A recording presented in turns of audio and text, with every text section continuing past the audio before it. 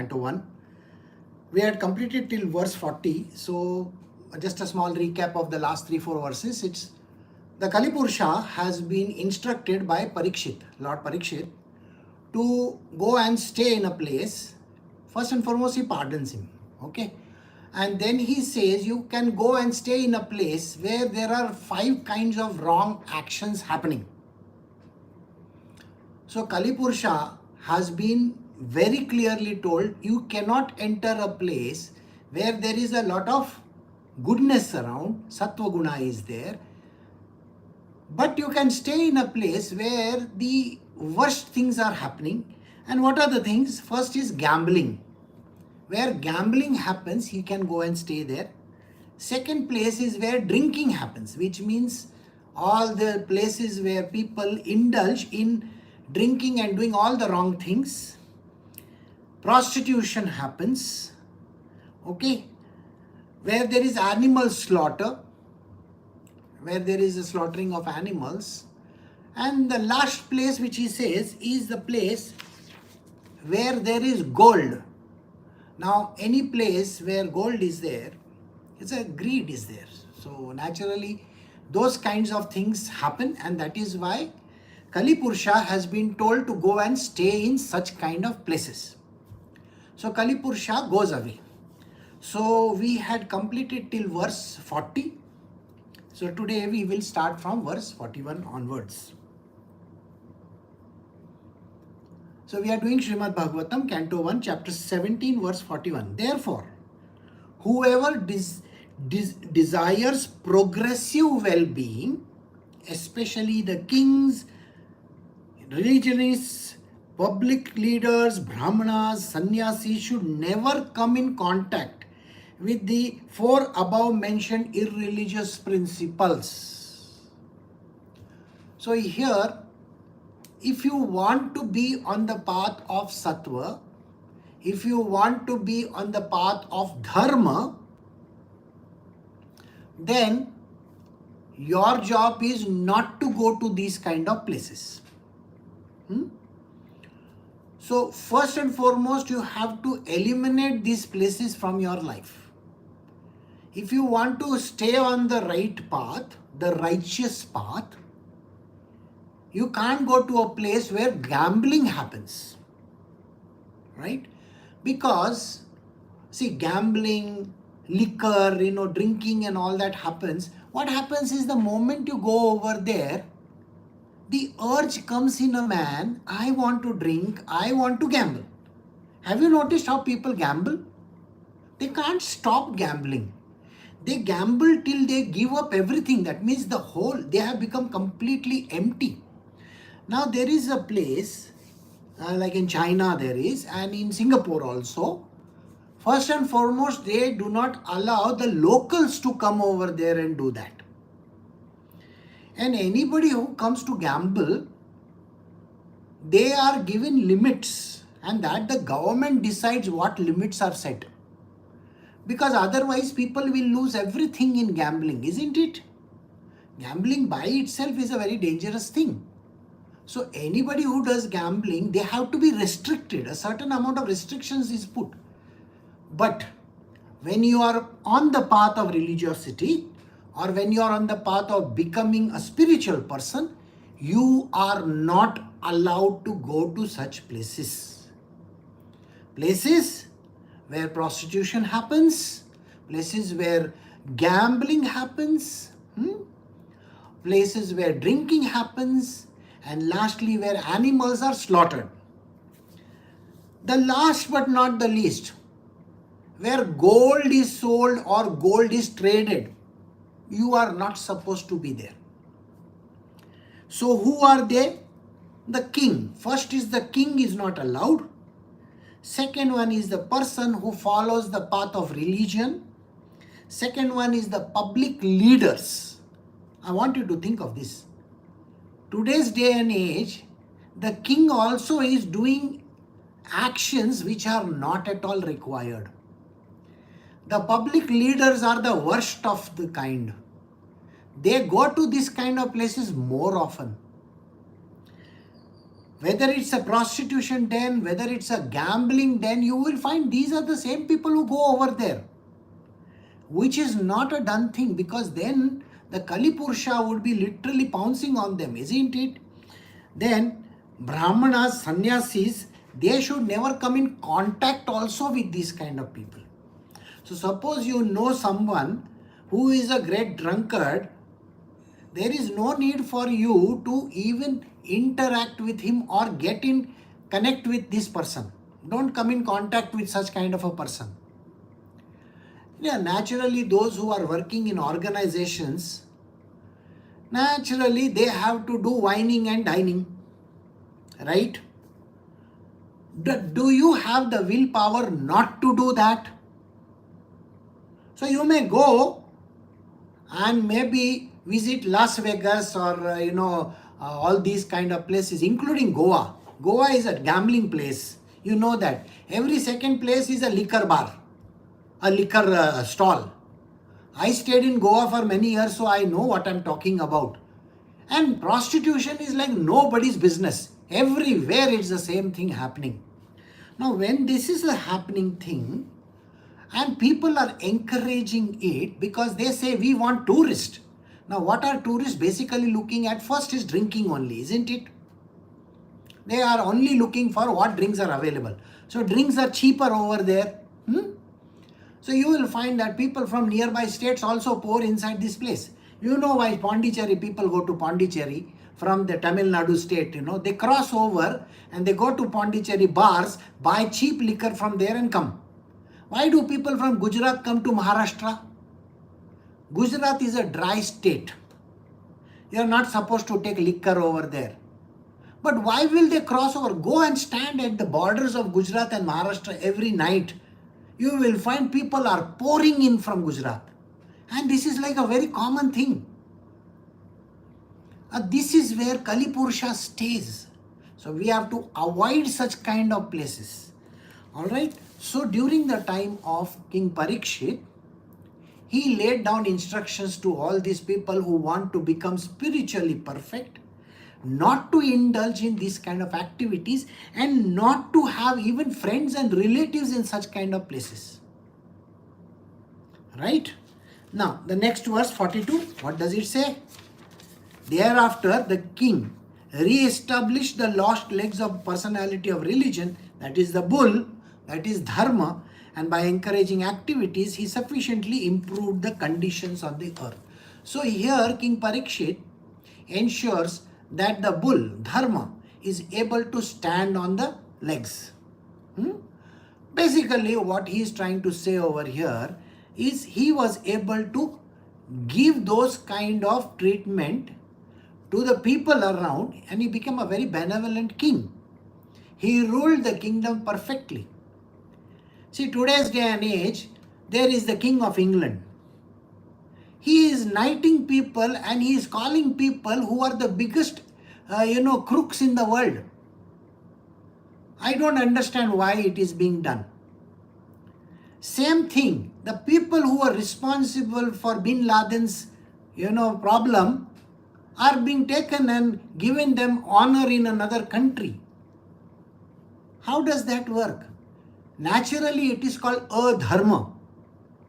Now, adharma will always be taken care of. Please understand this.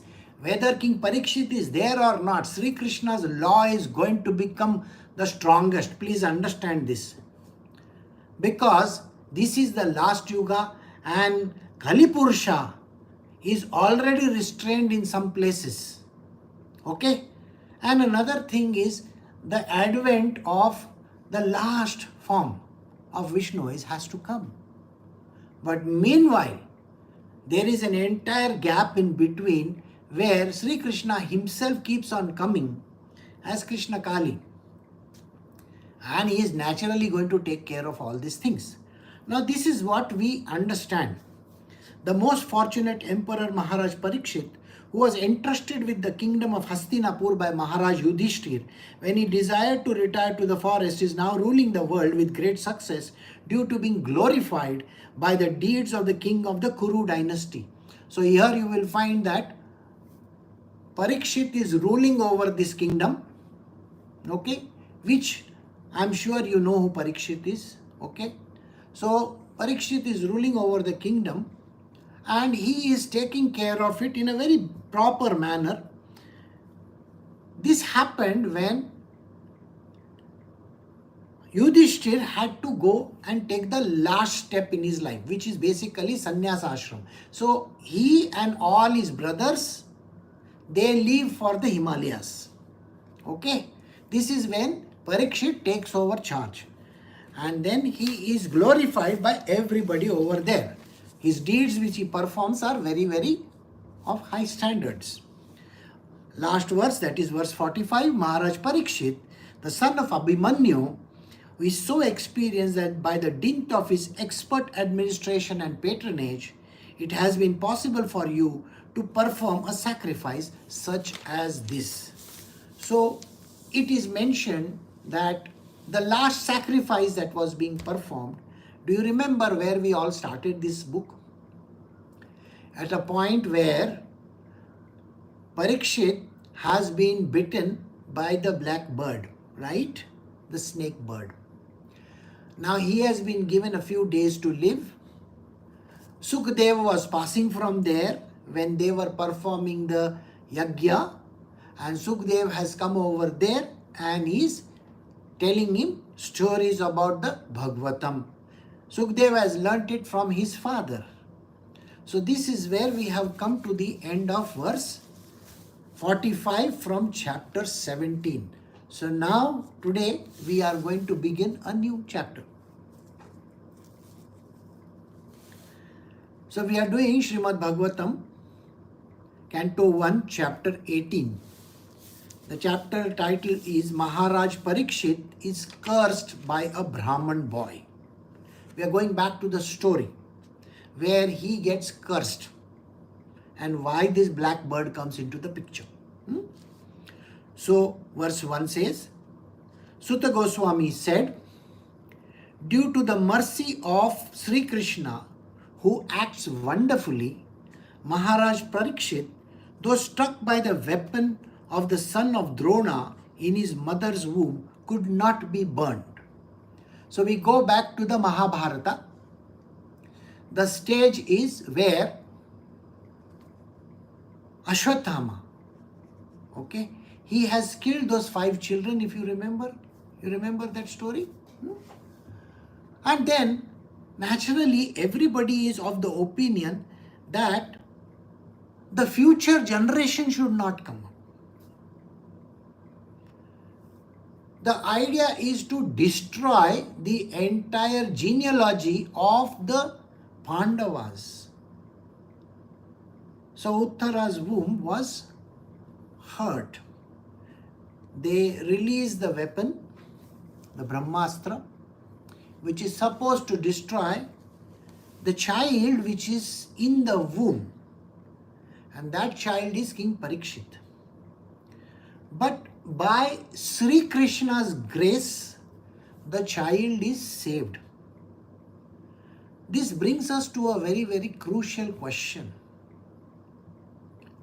If destiny is written already, if everything is predestined, how is it that Sri Krishna interfered in this one particular activity? If the Brahmastra was released, naturally nobody can save that child, which is a known factor, right? Then how is it that this child was saved? This question would be raised by most of the people. Please remember one thing. We are talking of Sri Krishna. Sri Krishna has done this before also.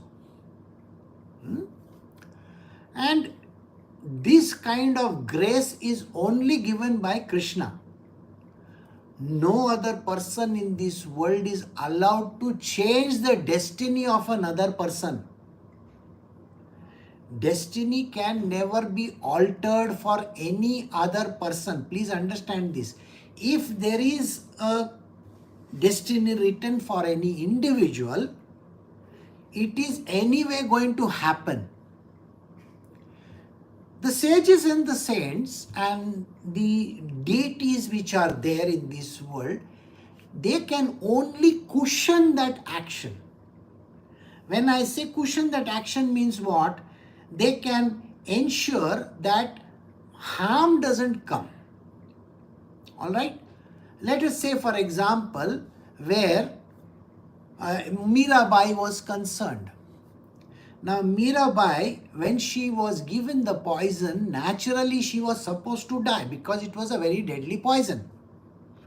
But she was saved by the grace of Sri Krishna.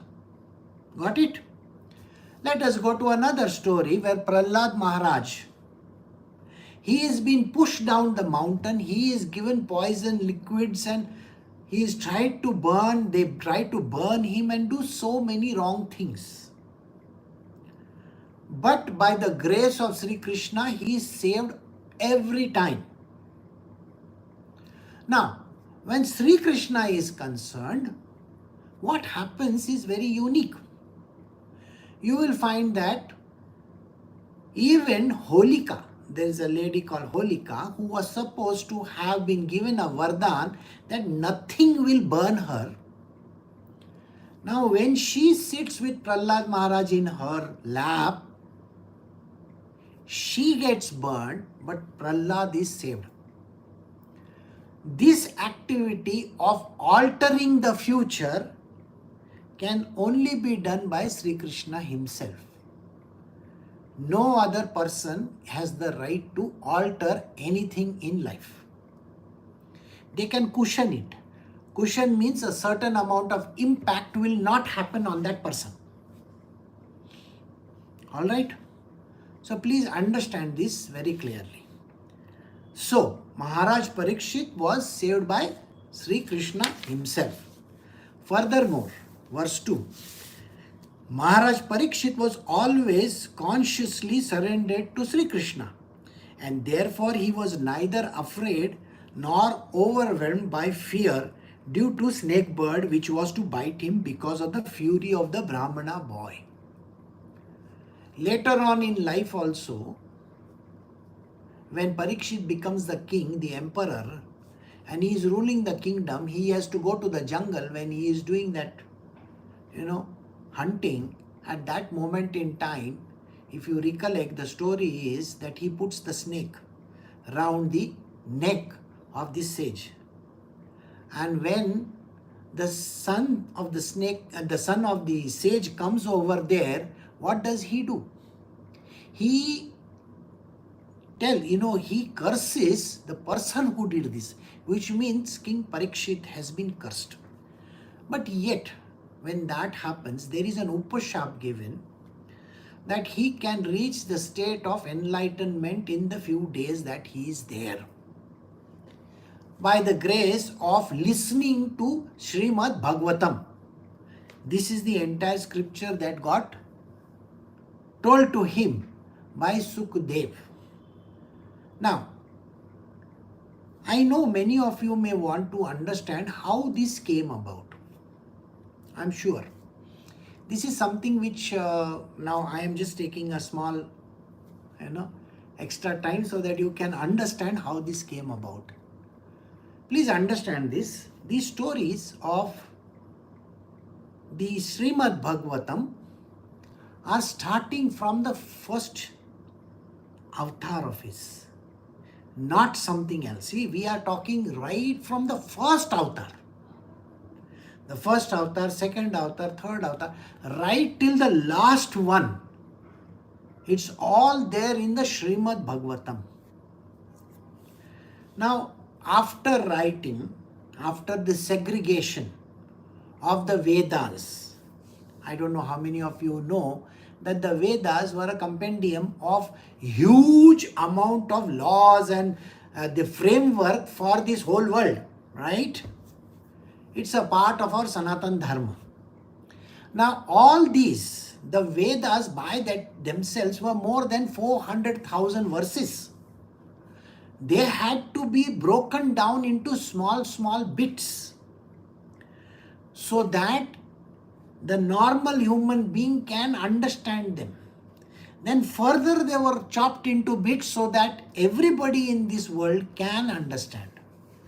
See, if we actually look at, now let us say in the material world there is a subject called science. Now how big is the world of science?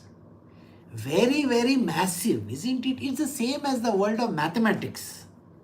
It's a big subject. Can't be tackled by one person at one time, correct? As a child, you can do the basic stuff, basic stories. But later on in science, you have to do the segregation. So it is separated out in various subjects, isn't it? Where we have physics, chemistry, biology, so on and so forth.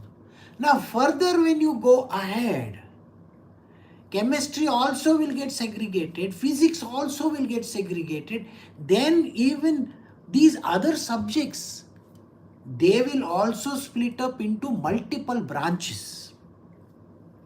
This is an example for you to understand what happened to the Vedas. Okay? The Vedas were very, very huge compendium of knowledge. It's literally like a library of knowledge. Now they had to be separated out into subject wise. So 4 disciples of Ved Vyas.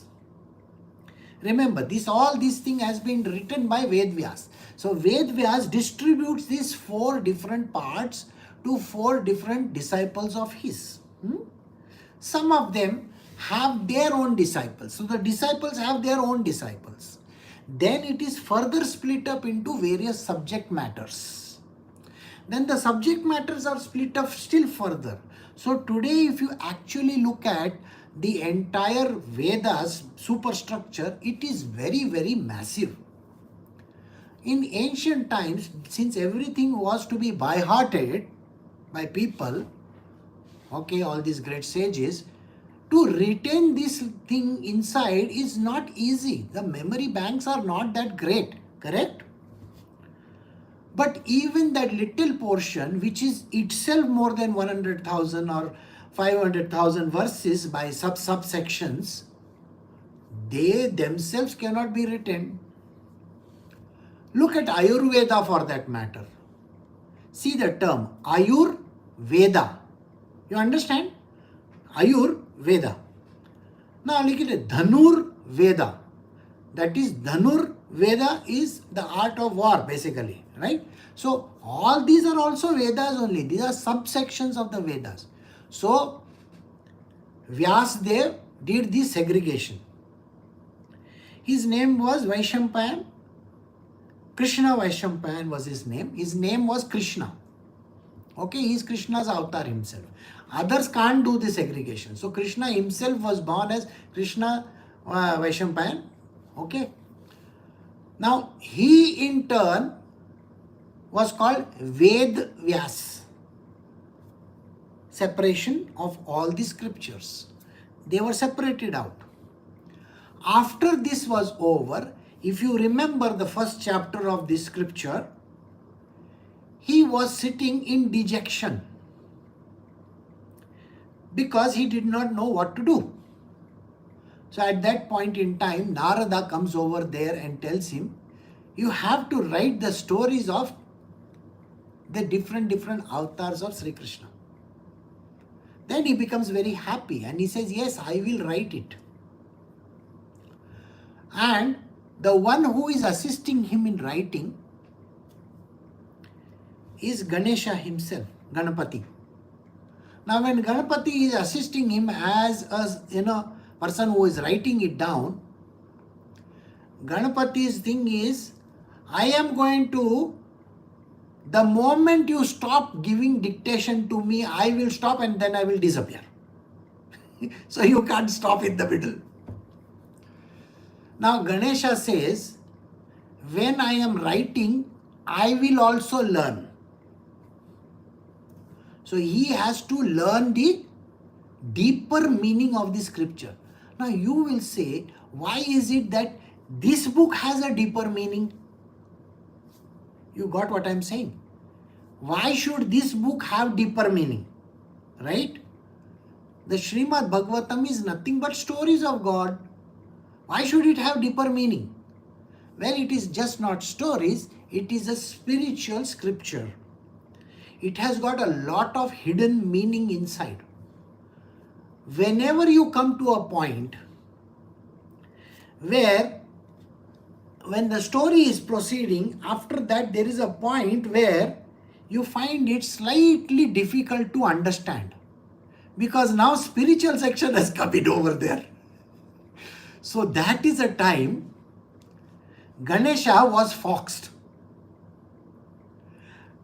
Ganesha, remember, had said, I will write down everything, but every word I write, I will understand it. That means he has to digest the word. Correct? But when this is happening, Ved Vyas, when he is dictating, he naturally puts in a difficult verse in the middle.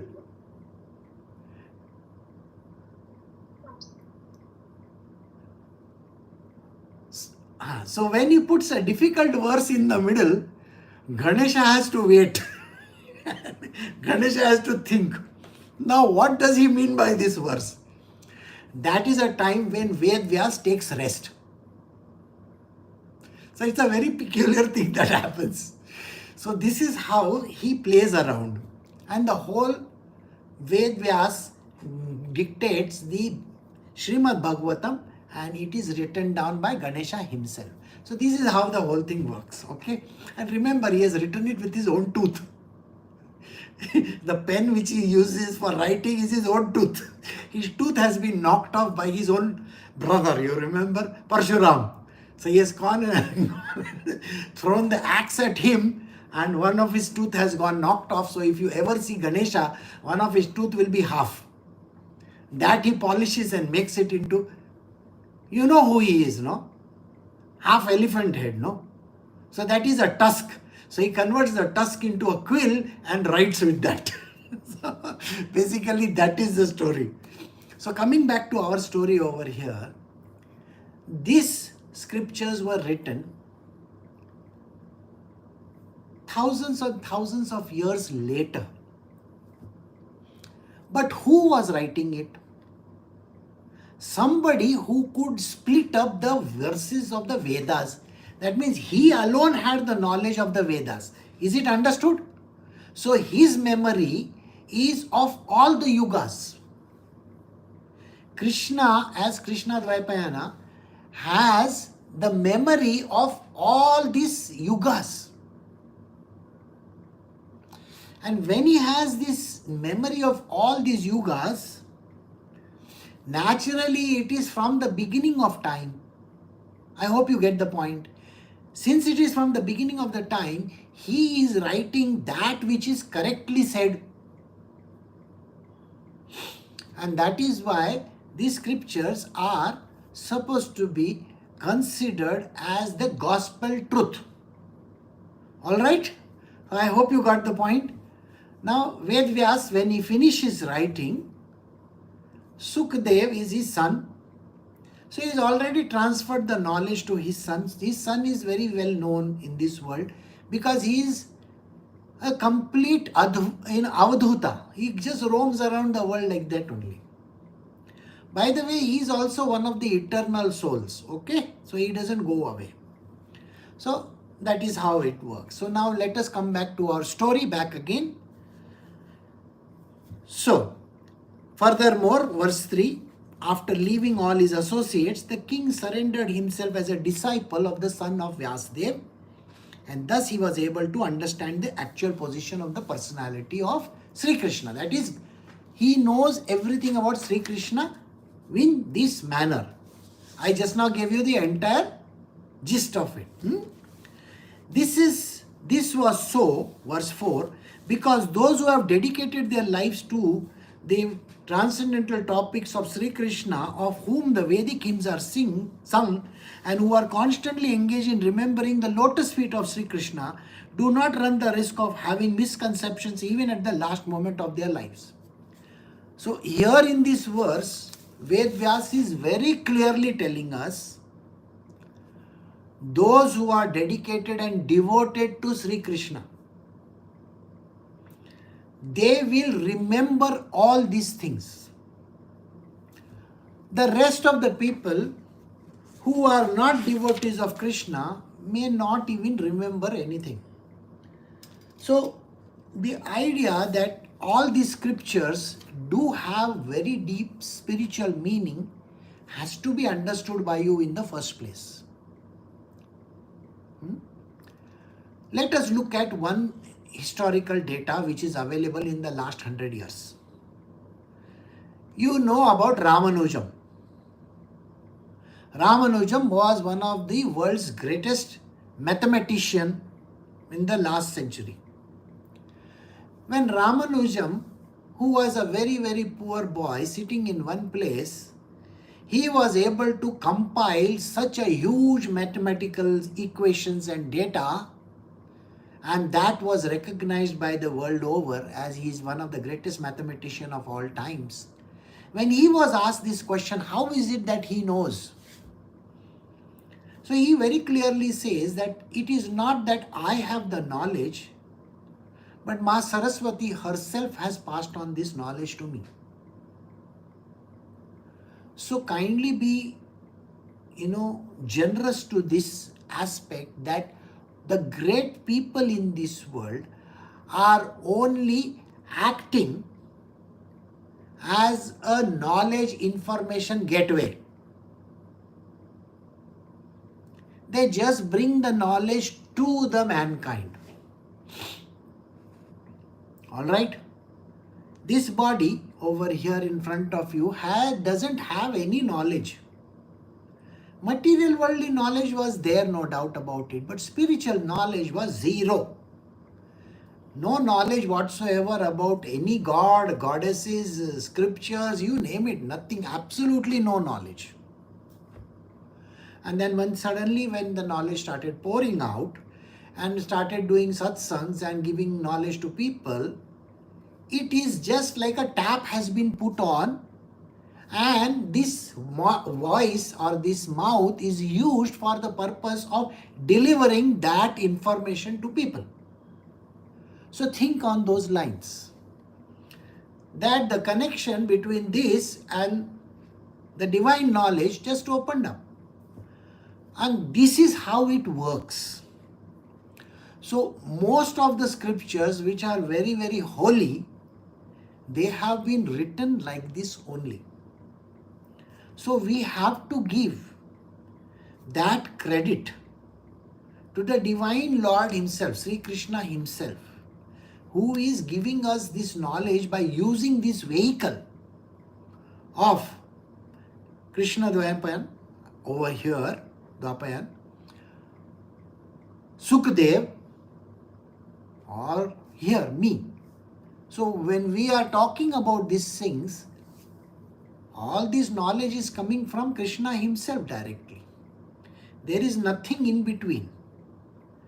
Because the body itself cannot be the repository of any knowledge. Please remember this. I don't have a hard drive which is having gazillions of data in it. There is nothing like that.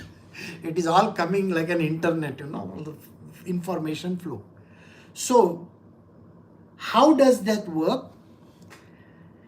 This is so because they have dedicated their lives to Sri Krishna. So first you got to dedicate your life to Sri Krishna. Anything that you do in this world, anything that happens in your world, just be thankful that Krishna is making things happen in your life. You understand? Now here when I say certain words, Krishna is making things happen in your life, it can also mean that, see, this is where people should not consider, this is not spiritual and this is spiritual. No. If the child has to use an iPad or an iPhone or iMac or something like that, or very high-end computer, doesn't mean that it is not given by Krishna. I hope you are getting the point. Even if it is ChatGPT, if the knowledge is coming from ChatGPT, this is how people think. No, it is technology which is giving us. Sorry. What did I say? This body is only a tool, correct? I said these words. A body is only a tool. It is I am just pouring out the knowledge or the information. I don't have it inside of this body. There is nothing inside of this body.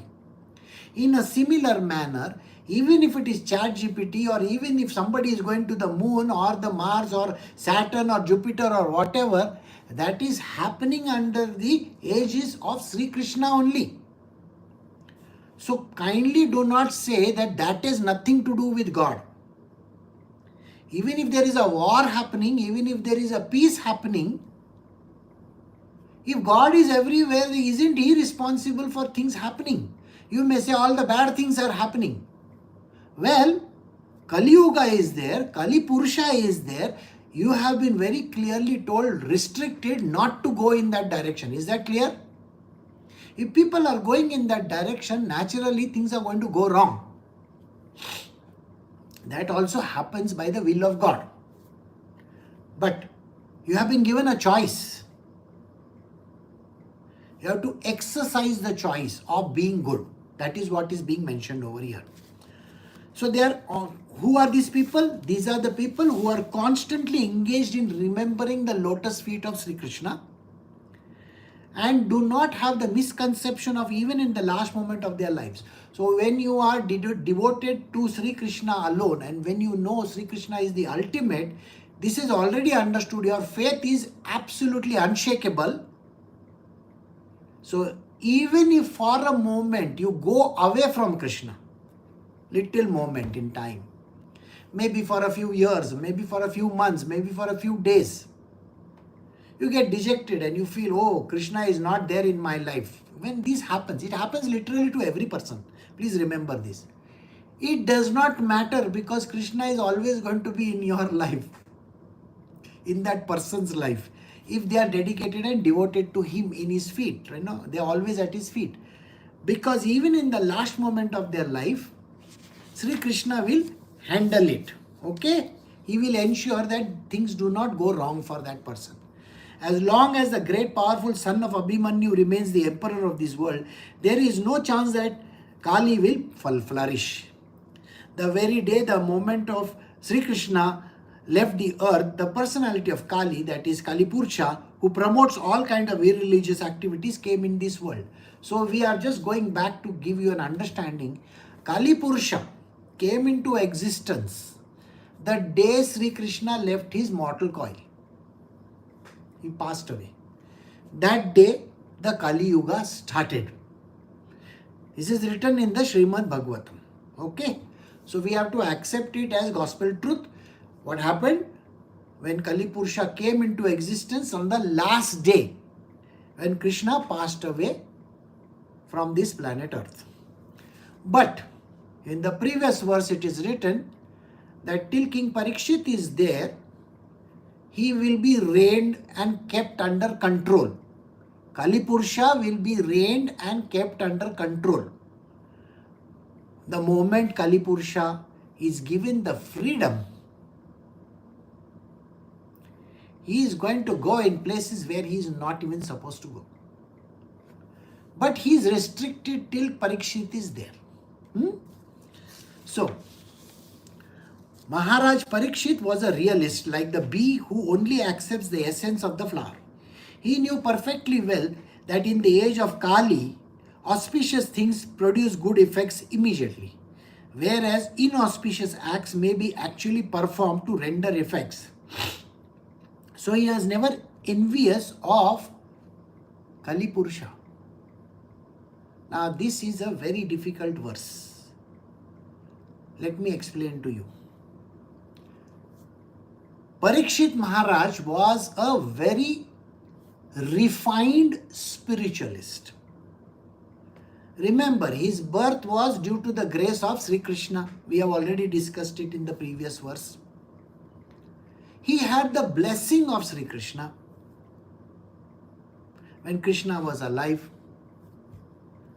after Sri Krishna passes away, the kingdom comes to him.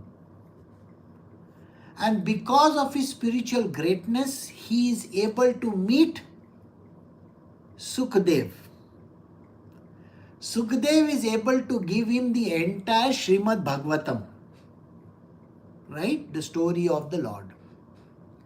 But he is a very, very benevolent king and a spiritually perfect person. Don't forget that he is a spiritually perfect person. Okay? But even this most spiritual perfect person, even Sri Krishna, Sri Ram or Parikshit, they all have to die, isn't it? Everybody has to die. So, because everybody has to terminate their life, their mortal coil, they have to leave this physical body of theirs. When Parikshit was there, he ensured that everything is under control. That means Kali Purusha is under control. So any person in Kali Yuga doing good, any person in Kali Yuga who is doing good to others will get benefits in their life. So in this yuga, it's not like the previous yugas. Suppose you do good in mankind, you will get little benefits out of it. So if you are giving, say, food to the poor, like you may be donating some grains or maybe donating to charities for food and all that. You do the Brahman Bhojan and all those kind of things. The benefit which you will get is you will never go hungry. You give money to other people, the world will give you the money. Krishna will ensure that you get the funds. So there is a certain amount of benefit in this life itself. Certain amount, not everything can come to you. Because it's the last phase of Kali Yuga, so it is getting fast forwarded to that level. But if you do bad stuff, more than 50% of the people in this world will have a repercussion in this life also. Because if you do bad, then that repercussion comes back to you. Those who don't get back in this life will have to get it in the next one. The next one. In ancient times, in the first, second and the third yuga, you had to live 1,000,000 lives before you can get the repercussions. Are you understanding what I am saying? If you are during the time of Sri Ram and you gave something, maybe in the next yuga you will get it back. Next yuga is what? Dwapara. So what you do good in Treta, you may get it in Dwapara back. Okay? But those who are doing it in the Kali Yuga today, then ROI, that is return on investment, is going to be in this yuga only. You understand? There is no other yuga after this. At the end of this yuga, it is a termination of everything. So most of it is fast forwarded. So your life, if you do good in this life, you may get benefit this life itself or the next one, or maybe the next one. It's not going to be one entire yuga will go away. No, there is nothing like entire yuga. I hope you are getting this whole gist of what I am saying. And let us say if you are doing bad to someone, that means you are doing something which is not to be done. You are robbing money from somewhere, or you are treating somebody badly, you are telling lies, you are murdering someone or the other. This life itself you may get back, or the next life you will have to get back, because this is compressed. There is no yuga after this. So I hope you get this whole scene very clear. So I will read the verse again. King Parikshit knew perfectly well in this age of Kali, auspicious things produce good effects immediately. Only in this yuga. So you do good, you will get benefits right itself. In this life or the next one or the next one. It's not going to be 1,000 lives later or 1,000,000 lives later. Got it? Whereas if you do any wrong acts, that is the inauspicious acts, whatever that you perform, you will get it back in this life itself, or one life later, or one life later. Got it? Because the effect is going to be immediate in the vicinity of this life itself. So, we do this, verse 8. Maharaj Parikshit considered the less intelligent men might find Kali Purusha to be very powerful, but those who are self-controlled would have nothing to fear. The king was powerful like tiger and took care of the foolish, careless persons. Here, it is being mentioned that if you are a smart person, if you are an intelligent person, you have to use the knowledge which you have. Then Kali Purusha will never come near you. But if you are a duffer, if you are an idiot, if you are wanting to go into the gutters yourself, then Kali Purusha is waiting with his arms open for you. So isn't it your choice that you have to become little smarter in your life? See, understand one thing. If you are not going to be smart, if you are not going to be intelligent, you are going to be taken for a ride very soon. Did you get what I am saying? You have to act intelligent. You have to ensure that Kali Purusha doesn't come near you, doesn't trouble you. Right? So be smart. Be intelligent. Just ensure that you have the knowledge to, push this Kali Purusha away. So, only those who are self-controlled. If somebody is offering you drink, don't say, oh, to be in the company of these guys, I have to drink. I am sorry, don't say those words. Do you understand what I am talking? Because people have this habit of saying, oh, what am I to do? My boss forced me and he said, if you don't drink this, you are going to be, outlawed. People will not treat you nicely. Keep your foot down. No, I don't drink. And stay out of it. That is called self-control. If your 10 friends are going to a whorehouse, doesn't mean that you also have to go. Are you understanding what I'm saying? Just because they are going for this, shows. When you go to all these places, let us say Las Vegas or Paris or whichever place that you are going to, there is no need for you to go after these people. Oh, just because my friend is paying for this person, that is why I am also going. Have control over yourself. If there are 4 friends of yours doing drugs, don't be the 5th person to join them. No, just one little smoke, I'm sorry, don't say one little smoke. It is going to put you in the gutters. And in this life itself, please understand this.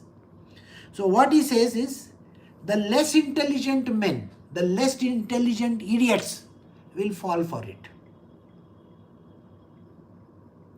When they fall for it, they are doomed.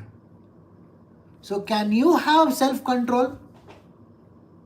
The Shadripus are there. Shadripus, all these lust, greed, anger, avarice and all that.